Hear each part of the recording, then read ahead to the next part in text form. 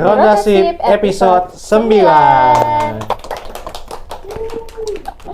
Hai Breeders dan Insan Brilian, balik lagi ke Ngeronda Sip episode 9. Ngeronda Sip, ngobrolin seputar reksadana, obligasi, dan saham paling sip.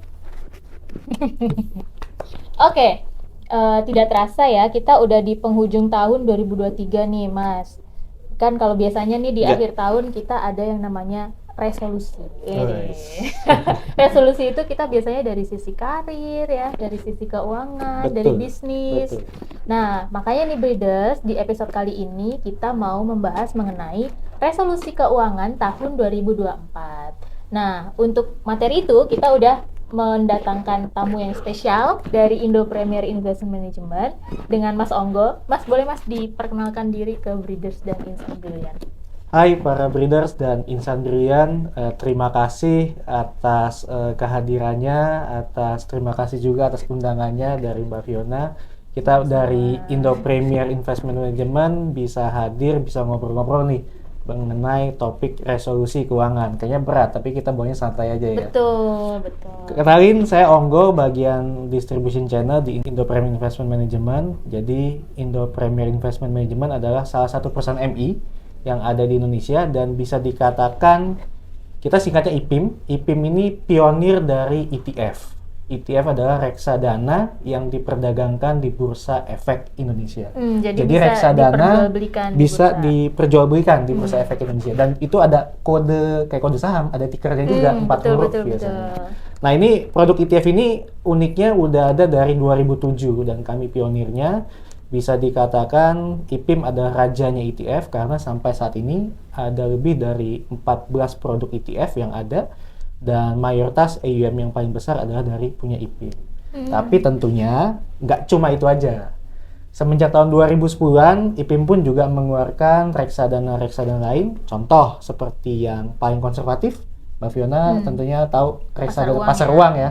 Pasar uang ini juga ada di IPIM. Kemudian tingkatan selanjutnya dari pasar uang ada yang pendapatan tetap, di IPIM pun juga ada.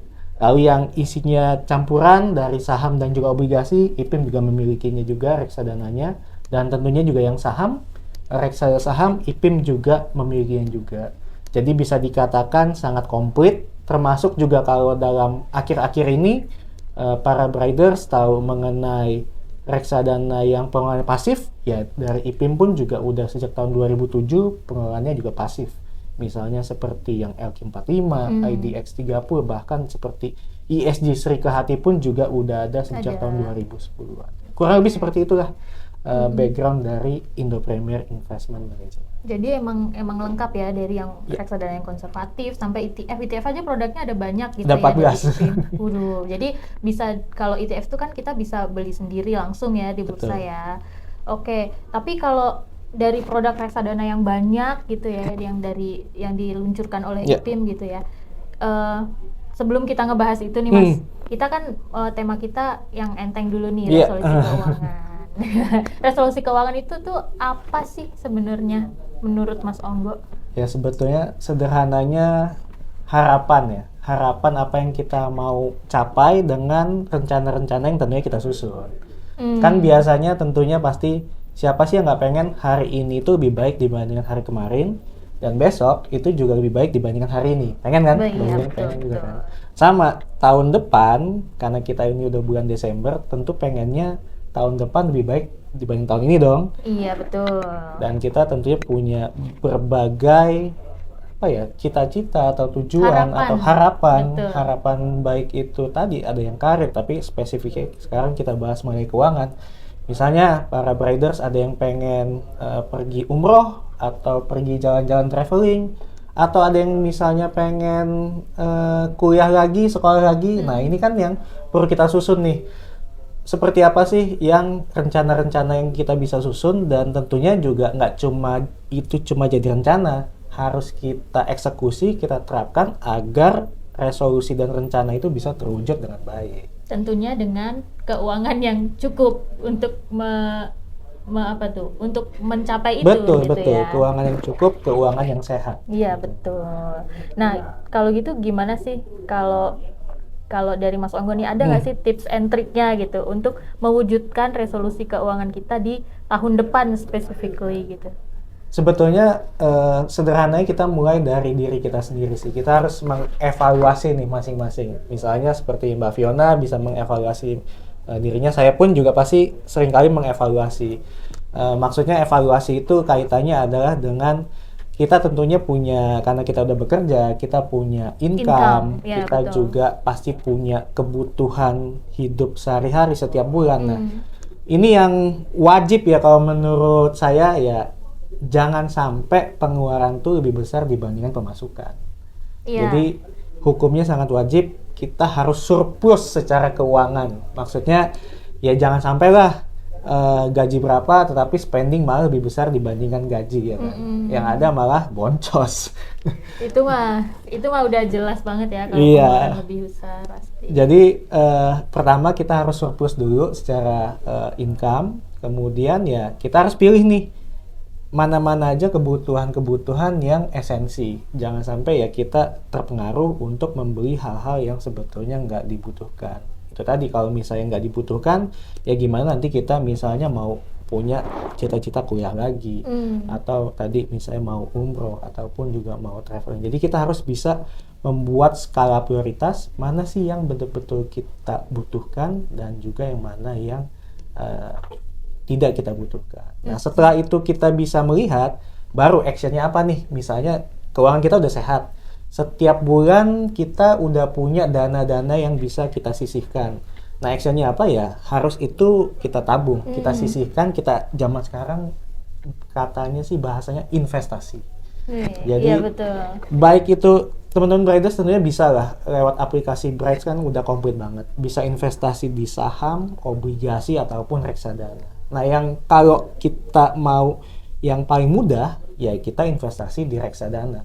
Ibaratnya nabung rutin di reksadana, setiap bulan kita nabung, ya nanti biarkan dana tersebut berkembang, ya nantinya akan kita sesuaikan dengan berapa sih nanti kebutuhan dananya, dan berapa yang harus kita tabung setiap bulan, atau berapa yang harus kita sediakan di awal, berapa untuk bisa menuju tujuan resolusi keuangan tersebut.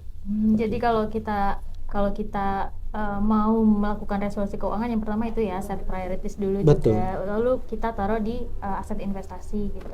Tapi kadang tuh gini Mas, misalnya kita udah ngumpulin nih, kita udah ada dana lebih, terus kita udah ngumpulin di aset investasi gitu ya.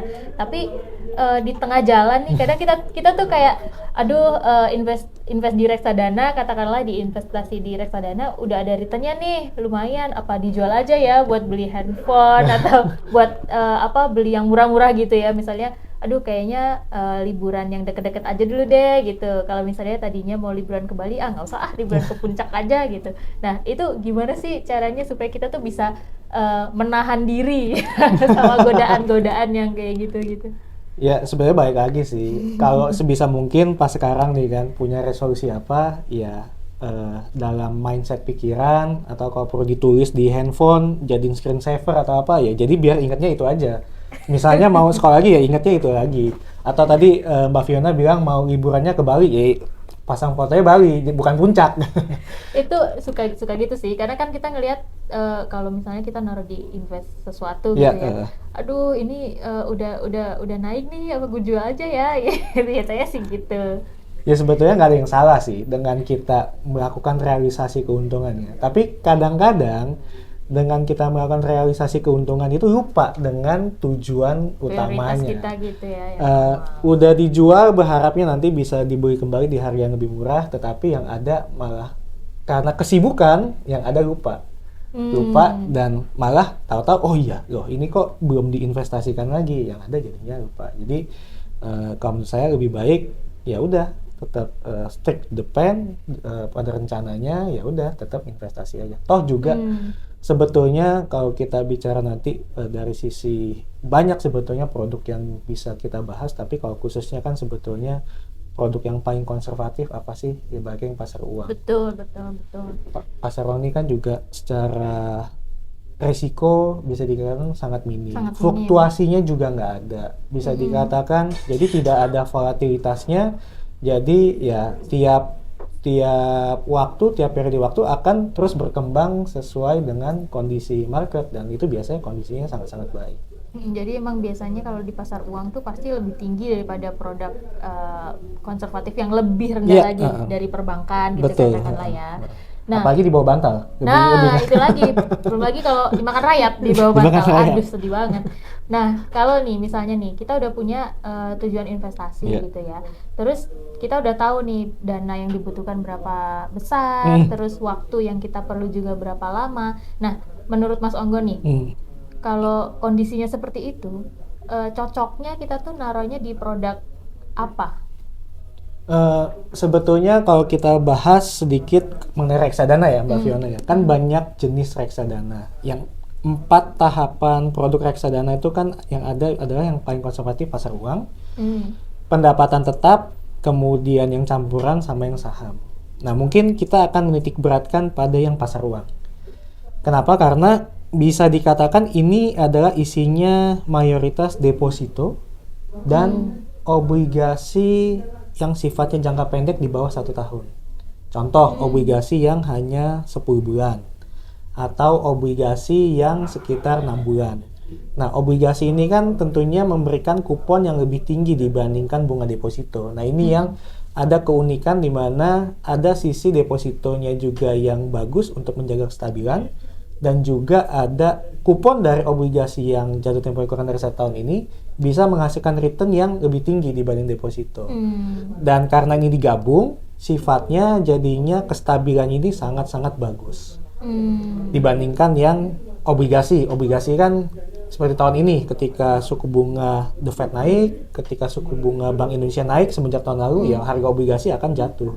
Oleh sebab itu, kalau di reksadana pendapatan tetap, sebetulnya idealnya bukan 1 tahun, tapi lebih dari 3 tahun untuk pendapatan tetap. Nah, tadi merujuk pada cerita kita, resolusi keuangan yang baik gimana sih? Ya sebenarnya kita investasinya tetap ada. Kalau menurut saya wajib kudu punya tetap yang pasar uang. Untuk diversifikasi. Betul, gitu untuk ya. diversifikasi tetap ada. Kenapa tadi? Karena ya returnnya lumayan, kompetitif, dan juga fluktuasinya sangat-sangat minim. Jadi ini yang bisa kita lihat bahwa cocok lah untuk para traders punya yang namanya pasar uang. Secara mayoritas wajib punya yang pasar uang. Paling nanti punya sedikit yang misalnya yang obligasi, itu juga boleh, bagus. Tapi kan biasanya apalagi di aplikasinya Brex juga ada obligasi yang bisa sampai 3 tahun jatuh temponya. Itu kan jadinya juga kan kita harus mindsetnya juga, kita nggak bisa keluar di tengah-tengah nih, agak susah. Ada faktor marketnya juga. Tapi kalau pasar uang itu kita bisa cek juga di aplikasi Bright, itu secara historis biasanya 1 tahun, 2 tahun, 3 tahun itu juga cukup kompetitif. Dan salah satunya produknya IPIM, Premier Pasar Uang 2, itu setiap tahun bisa dikatakan returnnya masuk top 3 ya, atau top 2 ya. Jadi 1 tahun terakhir, 3 tahun terakhir, 5 tahun terakhir, Premier Pasar Uang 2-nya IPIM itu selalu masuk jajaran top 2 ataupun top 3 by return. Jadi ini sangat konsisten bisa dikatakan. Itu bisa dicek juga di by return, kita bisa ngelihat mana sih produk reksadana pasar uang yang kompetitif ya di aplikasi Bright. Itu biasanya memang ngelihatnya dari return bisa dari 1 tahun, 3 tahun, 5 tahun gitu. Nah, kalau boleh diceritain nih, Premier Pasar Uang 2, Premier Pasar Uang 2 itu isinya apa aja sih Mas? Kok bisa dia emang bisa masuk di top 3, selalu masuk top 3 gitu. Jadi sebenarnya kan tadi rumusnya kan 2 kan, deposito sama obligasi jangka pendek yang kurang dari 1 tahun. Ya rumusnya cuma 2, ya mengoptimalkan dari penempatan deposito. Depositonya kita pilih bank-banknya juga nggak sembarangan sih, bank-banknya juga penempatan yang bagus-bagus. Tetapi ketika di break itu juga tetap masih memberikan tingkat bunga yang kompetitif. Kemudian dari sisi pemilihan obligasinya juga kita mayoritas sebetulnya adalah ratingnya AAA sama AA. Jadi yang sangat-sangat kuat, sangat-sangat kuat. Kuponnya pun juga kompetitif. Jadi gabungan dari 2 inilah yang bisa menghasilkan return yang cukup kompetitif. Dan satu lagi bisa dikatakan jumlah investor dari Premier Pasar Uang 2 ini puluhan ribu atau bahkan sampai ratusan ribu investor, dari yang nilainya misalnya 100 ribuan sampai yang miliaran itu ada. Jadi karena tadi banyak dari sisi jumlah investornya, sehingga kita bisa melihat secara tren ketahanan dari dana keluarnya ini cukup bagus. Jadi cukup solid, dan ini yang membuat ketika misalnya ada investor redeem, ya kita tinggal bisa mencairkan dan untuk membayarkan pada investor tersebut tanpa mengurangi dari competitiveness kinerja yang udah kita hasilkan. Oke. Jadi emang kalau Indo Premier itu karena tadi investornya banyak, jadi dia memang AUM-nya relatif stabil. Betul. Gitu ya.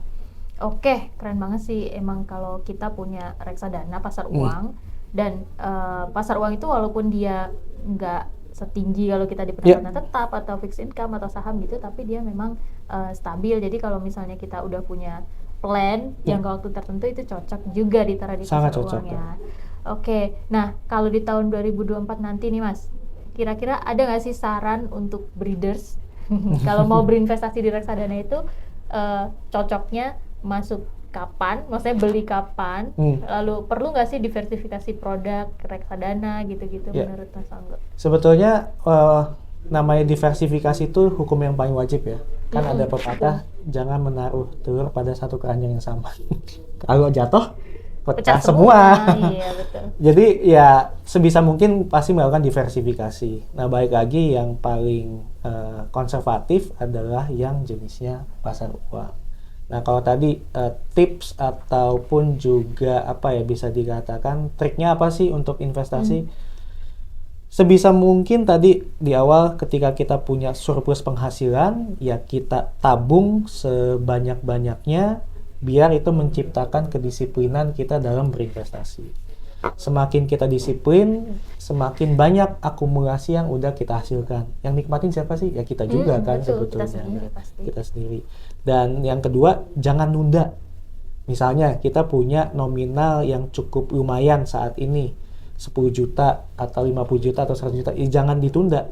Investasikan aja langsung saat ini. Kenapa? Karena contoh kalau yang untuk Premier Pasar Uang 2, katakanlah return satu bulannya sekitar 0,35%. Kalau sebulan. Kalau misalnya kita tunda 1 bulan, berarti kita kehilangan opportunity gain 0,35. Kalau itu kita tunda, katakan ekstrimnya 6 bulan, berarti tinggal 0,35 dikalikan 6 aja.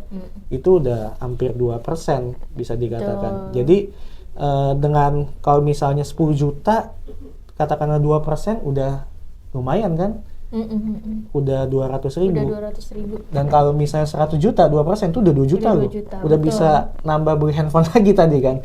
Jadi ya sebetulnya balik lagi apa yang dilakukan oleh orang-orang kaya ataupun para pebisnis sukses, ya jangan berhenti untuk investasi, jangan menunda-nunda, karena itu tadi ada opportunity loss yang dimana sebenarnya uang kita bisa berkembang lebih cepat, lebih baik, tetapi karena kita tunda yang ada malah belakangan. Iya, betul. Oke, Breeders, jadi kita udah selesai di segmen Ngerodasip episode 9. Terima kasih nih Mas Onggo udah sharing-sharing mengenai resolusi keuangan di tahun 2024 nanti.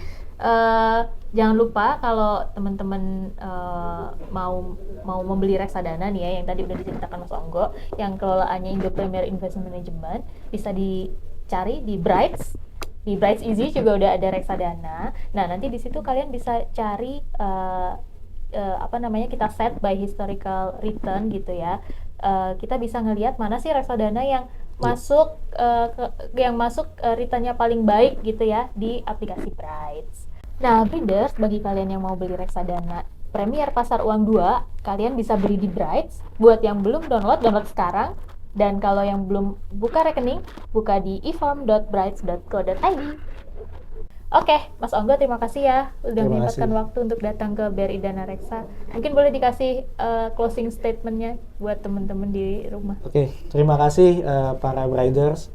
Sekali lagi, semoga ngobrol-ngobrol santai kita pada malam hari ini bisa bermanfaat. Amin. Dan tentunya sekali lagi tadi, biar bagaimanapun kita punya rencana yang bagus, itu adalah langkah pertama yang baik.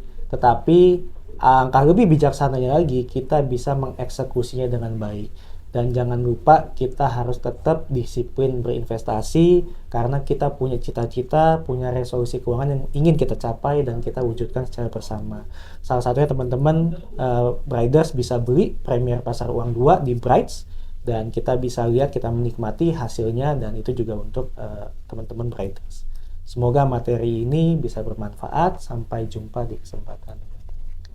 Bye-bye. Bye-bye.